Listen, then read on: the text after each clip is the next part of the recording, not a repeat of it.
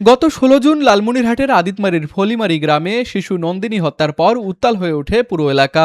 অভিযুক্ত বিধানচন্দ্র ও তার বাবাকে পুলিশ গ্রেপ্তারের পরে বিক্ষুব্ধ জনতা তাদের বাড়িতে অগ্নিসংযোগ এবং ভাঙচুর চালায়। এরপর থেকে গ্রেপ্তার আতঙ্কে পুরুষশূন্য হয়ে পড়েছে পুরো গ্রামটি। গ্রামের এই ভীতিকর পরিস্থিতির সুযোগে অভিযুক্ত বিধানের বাড়ির দুটি গরু প্রকাশ্যে নিলামে বিক্রি করেছেন গোলাম কিবরিয়া রিপন নামের এক ব্যক্তি, যিনি এলাকায় রিপন মাস্টার নামে পরিচিত। স্থানীয়রা জানিয়েছেন, অভিযুক্তের বাড়ি ভাঙচুরের পর তিনি গরু দুটির দায়িত্ব নেন এবং পরে নিলামে তোলেন। ভাইরাল হওয়া এক ভিডিওতে দেখা যায় ১,৭৭,০০০ টাকায় তিনি গরু বিক্রি করেছেন। তবে এই টাকার কোনো হদিস নেই বলে অভিযোগ স্থানীয় ইউপি সদস্যের। তাদের দুটো গরু ছিল, এটা জানি বা সকলে দেখছি। তো গরু যে কখন কারা বিক্রি করছে এটা আমি নিজেও জানি না, বা ইউনিয়ন পরিষদও জানে না, বিষয়টা জানে না। পরবর্তীতে আমি মুখের মাধ্যমে শুনতে পাই যে গরু দুটো নিলামে বিক্রি করা হয়েছে, কিন্তু টাকাটা এই যাবত কার কাছে আছে কি না এটা আমি এখন তথ্য পাইনি।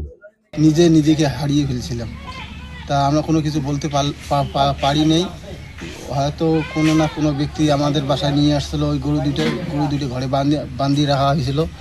এরপরে আমরা যখন সুস্থ হলাম তারপরের দিন দেখলাম যে ওনাদের খুনিদের গরু আমাদের বাসায়। আমরা তখন চিন্তা ভাবনা করে আমাদের ইউনিয়ন পর্যায়ের যে বিএনপির সভাপতি ছিল ওনাকে ডেকে আমি এই গরু দুটো হস্তান্তর করে দিয়েছি। নাম কি ওনার নাম হলো মোহাম্মদ রিপন মাস্টার।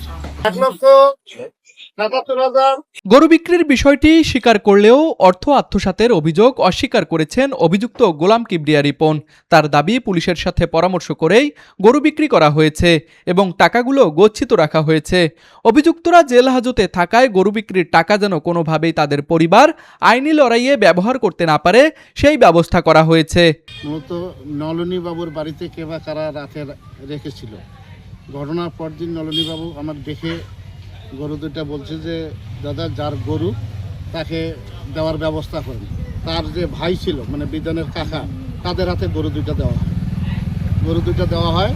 তারপরে গতকাল ওরা যাদের হাতে গরু দিছে তারা আবার বিভিন্নভাবে বলতেছে যে দুইটা গরু আমাদের বাড়িঘর ভাঙচুর করা বা বাড়িঘর রাখার কোনো জায়গা নাই, গরু দুটা একটা বেচাকেনা করে আপনারা টাকা যেভাবে পারেন আপনারা আপনাদের হেফাজতে রাখেন।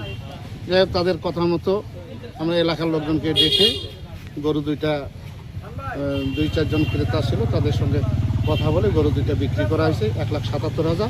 সে টাকাটা ওই এলাকার লোকজনের সঙ্গে আলোচনার মাধ্যমে ওখানে এক শিক্ষক আছে, শিক্ষকের হাতে আপাতত গচ্ছিত আছে। সেটাও আমি আদিতমারী পুলিশ প্রশাসনের সঙ্গে কথা বলে টাকাটা ওখানে রেখেছি। তবে রিপন মাস্টারের এই দাবি পুরোপুরি নাকচ করে দিয়েছে পুলিশ প্রশাসন। বলছে, কারো ব্যক্তিগত সম্পত্তি এভাবে নিলাম করার কোনো অনুমতি তারা দেয়নি। এটা সত্য নয়, এবং এই যে নিলামের বিষয়টি এটা আমি আপনার কাছে জানতে পারলাম। এই বিষয়ে প্রশাসনের কাছ থেকে কেউ কোনো প্রকারের মতামত গ্রহণ করেনি। অপরাধীদের বিচার প্রচলিত আইনেই হবে, এটাই স্বাভাবিক। কিন্তু এই সুযোগ কাজে লাগিয়ে বেআইনিভাবে অন্যের সম্পদ বিক্রি ও আত্মসাতের ঘটনায় জড়িতদের বিচারের আওতায় আনার দাবি তুলেছেন স্থানীয়রা।